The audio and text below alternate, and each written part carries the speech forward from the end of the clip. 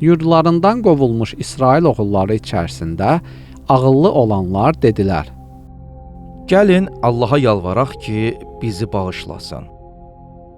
Artıq hər kəs peşman olmuş halda Tövratda deyilənlərə əməl etməyə başlamışdı.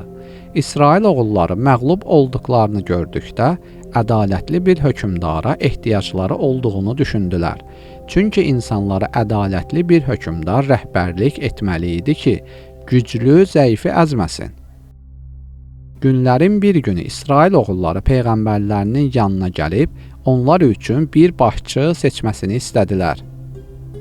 Bizə bir hökmdar təyin et ki, Allah yolunda vuruşaq. Dedilər. Sizə vuruşma vacib edilsə, ola bilsin ki, vuruşmayasınız. Onlar dedilər. Madam ki, biz yurdumuzdan çıxarılmışıq və övladlarımızdan ayrılmışıq, onda nə üçün Allah yolunda vuruşmayaq? Dedilər.